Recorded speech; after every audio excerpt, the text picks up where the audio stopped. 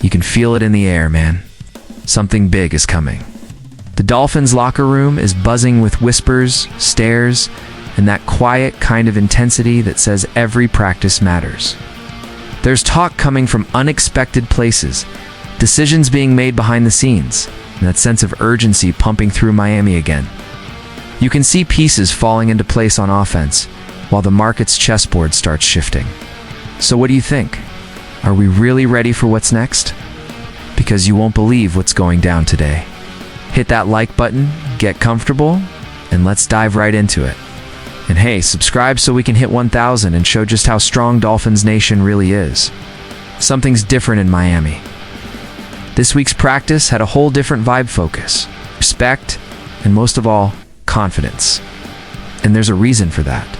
Darren Waller, the new guy in town, decided to speak up. And what he said hit home for every fan in this city.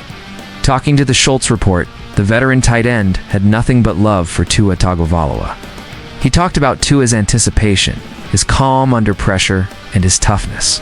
Said Tua's a tough dude, someone who takes the hits, the criticism, and still shows up every Sunday ready to go. That's the kind of talk that echoes through a locker room. And those words mean something coming from Waller. He's been through the highs and lows, knows the grind, knows what it takes to bounce back. Since joining the Dolphins, that connection between him and Tua has been growing fast. 2 games in, 8 catches on 9 targets, over 100 yards, 3 touchdowns, and nearly perfect first down efficiency. That kind of chemistry, you can't fake it. Either it's there or it's not. And with these two, it's there in full force. Even in that tight 27-24 loss to Carolina, Waller was pure impact, 5 catches, 78 yards, a touchdown. Every route sharp, every connection cleaner than before. Those are just stats, sure, but they represent something bigger, trust. The kind this Miami offense has been desperate to find again. And out of that trust comes a spark of hope. Meanwhile, Tua is starting to look like himself again. That quick release, that poise in the pocket, the eyes scanning the field until the very last second. Through 5 games, he's completing 70.7% of his passes. Over 1,000 yards, 10 touchdowns, a rating north of 100. But here's the frustration. The team's 1-4. Great numbers, rough results. And that's what eats at the fans. You can feel the talent, the effort, but the wins just aren't there. Now comes the test. Sunday, Hard Rock Stadium. Chargers coming to town, beat up and running out of answers. Both starting tackles out, even former Dolphin Deshaun Hand sidelined. This is the moment for Miami to turn frustration into fire. If Tua and Waller stay in sync, if this offense keeps its edge, we might just witness a rebirth right in front of us. You can feel it in the locker room. The mix of respect, talent, and urgency. What started as a simple compliment has turned into a reminder. This team still has plenty to fight for. The Tua-Waller connection might just be the spark that flips this whole season. And believe it or not, that's not even the wildest part of what's happening right now. The Miami Heat isn't just from the sun anymore. The rumors are scorching before the trade deadline, and big names are in play. Bradley Chubb, Yellen Phillips, even Matt Judon have come up in conversations, but the buzz runs deeper. There are whispers about players who could be on the move that nobody saw coming. These are the kinds of moves that can reshape a season or start a full-on rebuild. Let's start with what's out there. Interest in Chubb is real. A lot of teams are circling, and with his salary set to jump after this season, Miami's in a tight spot. GM Chris Grier has a choice bet on the now or cash in for the future. And if you think Chubb's the only one being talked about, think again. Other names are popping up in calls around the league. Jalen Wright's one of them. Speedy back, but stuck behind O'Con and Mostert. He could be the perfect trade chip. Kansas City and the Chargers, yeah, the same Chargers, are hunting for speed out of the backfield. If the offer's fair, Miami might move him without missing a beat. And speaking of Akane, his name's been floated too. Sounds crazy, right? Trading away one of the most electric playmakers on the roster. But it's about money. He's going to want a serious contract. And Miami's got to decide if they're willing to pay top dollar for a smaller back, no matter how fast he is. That decision could shape the offense for years.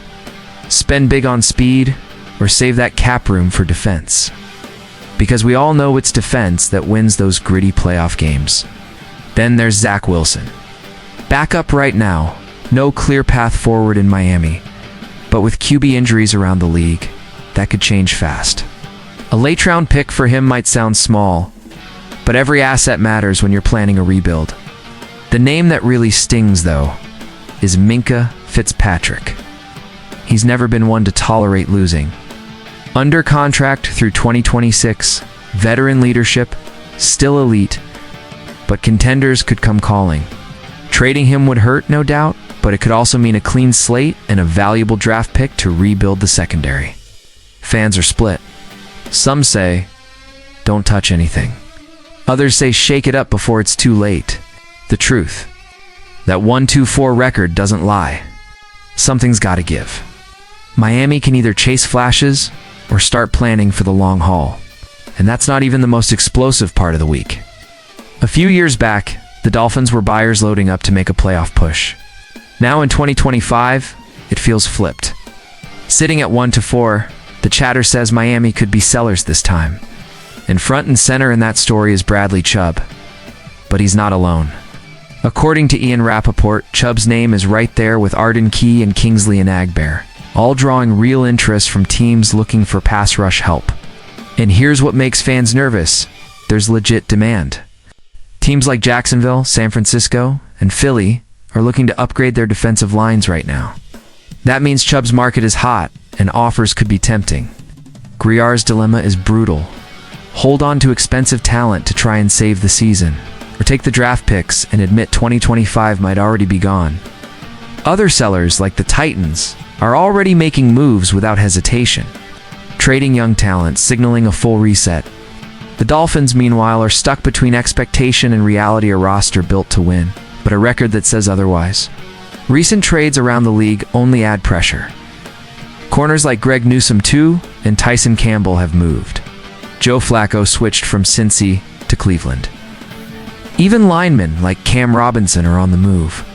The market's heating up fast, and Miami risks getting left behind if they wait too long. It's all set up for a turning point. 1 or 2 more losses, and the Dolphins officially become sellers. Miss the window, and the contenders find their help somewhere else.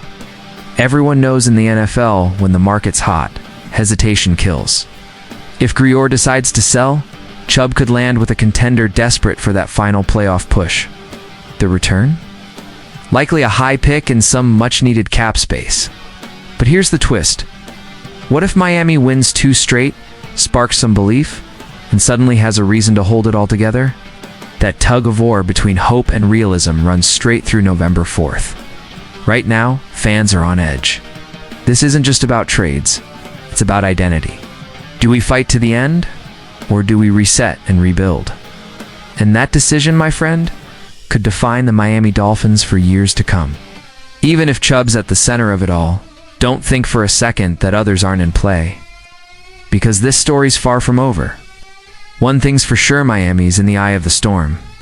Between heartfelt praise, wild trade talk, and franchise-altering decisions, the fire's real. But this fan base? It doesn't quit. Whether it's backing Tua and Waller or debating trade rumors, the passion never fades. So what about you? Would you keep this squad together or hit reset and start fresh? Drop your take in the comments, like the video, share it around, and subscribe to show what this fan base is made of.